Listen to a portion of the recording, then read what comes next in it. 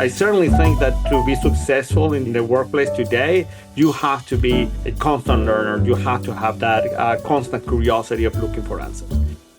That's Luis Garcia, president of Ph.D, a tech startup that is transforming workforce training through artificial intelligence. He brings over 25 years of experience in technology, education, and leadership. I'm Marie-Lynn Germain, the host of Dear Human Resources. In this episode, Luis is going to talk about the future of workforce development. Welcome, Luis. Thank you for having me. So, stories about rapid changes in technology are peppering the news right now. And these changes are resulting in rapid changes in the workforce all over the world, not just in the United States. And in response to emerging technologies such as artificial intelligence, in 2023, the World Economic Forum predicted that 6 in 10 workers will require additional training within the next few years. And of course, today, only half of workers have the necessary training options. So, Luis, what do you see as the biggest trends shaping workforce development over the next 5 years? I think that those numbers align with what we have seen. And personally, I have witnessed big transformations in workforce learning. And because careers have changed so much, right? From 50 years ago, where people just worked for 20 years and the jobs were very focused and minded, to 30 years ago with digital technology being introduced to the workplace and people using productivity tools, and to today where you see a lot more expansion of the roles, the more soft they've ever been.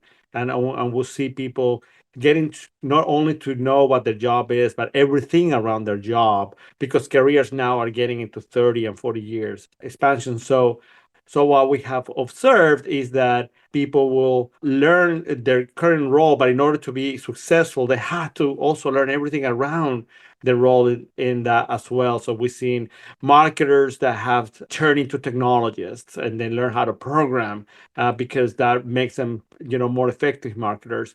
To engineers that learn how to sell because they also make them more effective at creating tools for their customers. So we've seen this really expansion where every role is really not one thing, but a combination of a lot of skills.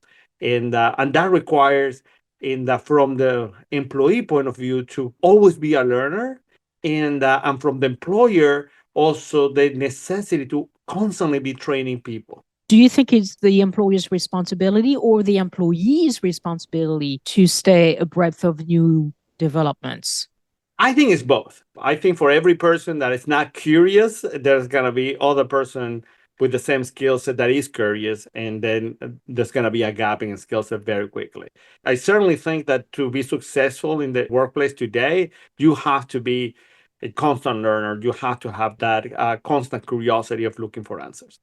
But also the employer in their responsibility to constantly train the employee because the marketplace changes, and you have to adapt the realities to your company and to your industry constantly. So it's not only important to know about leadership, is what does leadership mean in the context of the business I'm in and the role that my company plays into it. And there's new regulation. We're living in a world where regulations are changing constantly, either because they're adding or they're taking them away. The world is constantly changing in a rapid pace. So employers constantly have to be thinking about how does that new world affect what I do, and therefore I have to quickly be able to adapt my workforce to it.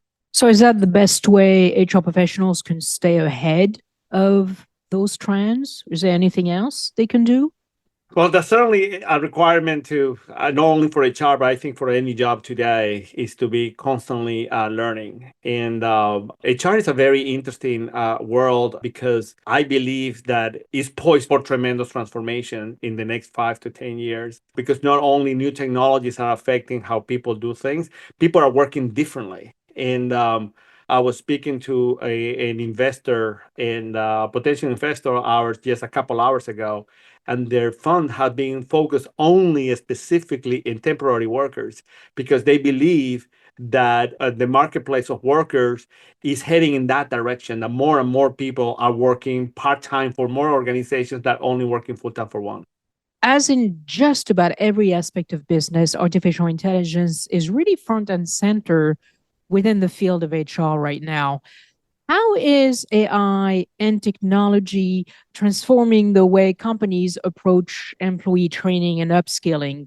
So what we have seen in this journey with Pete, and we see ourselves as a solution of a problem that basically small and medium-sized companies always live with. So in terms of workforce learning, what we have seen over the years, or what I have seen over the years, is that when companies reach a certain size, let's say it's 1,000, 2,000 employees plus, they really recognize the need to make workforce learning a central component of what they do. And so they go and create training departments, or learning and development departments they call them right now, or staff development, whatever it is. It's just an entity inside the organization that is responsible for training their staff and getting them ready for the job and developing their careers. And if you're really small, then usually people just train each other. I call that organic training. So the new guy is trained by the last guy, and so on. And they go into a conference room every so often, learn something new. But if you are in the hundreds of employees, then becomes a very difficult time, because especially if you are in a business when you have velocity of hiring or velocity of product that requires constant learning, you don't have the money to go create a learning and development department with all the resources that it takes. Usually you start tapping into your leaders and your experts and trying to turn them into trainers. And that solution often doesn't go well. So they just basically live with this problem of not being able to have effective learning programs until they're big enough to have it, or until they cease to exist. So that's why we see ourselves as a good solution. Our solution is specifically for that section of the marketplace where companies that are in the hundreds of employees, have a need for workforce learning, not big enough to have a workforce learning department. I want to focus again on HR leaders. What skills or areas of focus should they prioritize to prepare their teams for the workforce of the future? I think first and foremost, they have to be ready to get a worker that is constantly hungry to be trained. The workforce start getting into the folks that were born in the 2000s. These are workers that have grown up in an age that they can get information to anything. And so they expect to learn. If you're talking about a worker from 30 years ago, it was a much different profile. And so you have to make sure to be able to deliver distributed learning, and that is on demand, and very adapted to the person and to the organization. And there's no way to do that without AI. Luis, in your experience, what are some common mistakes that organizations make with their workforce development plans, and how can they avoid those mistakes as they look to the future? I love this question. And because I'm talking to learning and development leaders all the time, in our job at P, trying to get our software into companies. And I say that there are two kinds. And there's the learning and development professional that see the tools for learning and development as an ecosystem of learning, and acknowledge there are different group of people using different tools to learn. And then there's those that believe that they have a monolith learning management system and pretend that everybody's learning just from that, and which is never the truth. The Right. reality is, when you dig in just one or two questions in, you realize that yes, maybe a great deal of training is happening in that formal monolith system that you had, but most likely than not, there's a ton of training that is happening that you're never aware of. So you're the president of the company Pete. First of all, does it stand for something? And Yes, then it does. It does. and can you tell us what it stands for? And then can you tell us what you actually do? Yeah. So PEAT stands for personalized education, training, and enrichment. A lot of emphasis in that personalized portion. So what I experienced in being in digital education for so many years is that there's two parts of the learning equations. Number one is that the actual teaching. In traditional settings, you have an expert, in front of you that if he's a good expert and he's a good communicator, for the most part, you felt educated. But the moment that digital education kind of remove that expert from the teaching, unless you're doing it in real time, but part of getting to digital education is for it not to happen in real time.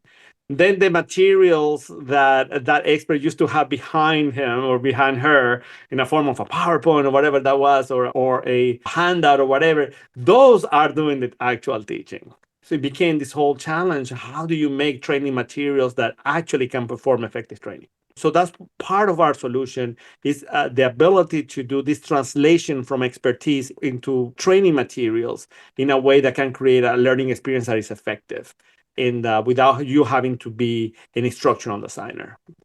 And that's one part. But the other side of the equation I was talking about is the evaluation of learning. How do you actually know that the learner learned? It's a question that has been very evasive in over my past 2 decades in education because it's really hard to achieve. And historically, if you have a mentor, a one-on-one person will give you very personalized education. You ever had a tutor, that person knows your weaknesses, your strengths. It will moderate your learning in a way that you'll maximize it. But you can't really do that at scale. Not even in a classroom with 20 people can the instructor do that for every single learner. So personalized education is very hard to do at scale.